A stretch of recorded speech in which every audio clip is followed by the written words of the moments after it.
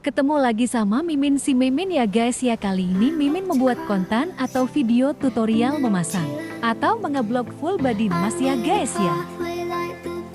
Motor ini sebelumnya warna putih ya guys ya, karena badinya banyak yang lecet atau membaret. Yang punya motor ingin merubah warna dan menghilangkan baretan-baretan di bodi motornya dengan mengeblok motornya menggunakan warna merah metalik.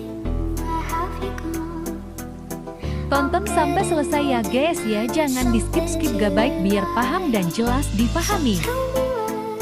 Oh iya guys, jangan lupa di subscribe dan di like ya guys ya, biar Mimin semangat membangun channel ini. Subscribe itu gratis kok guys.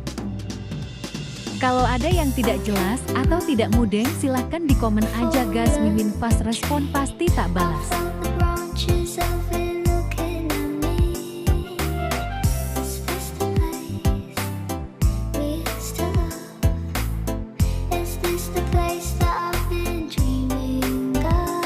Selamat menonton ya guys ya.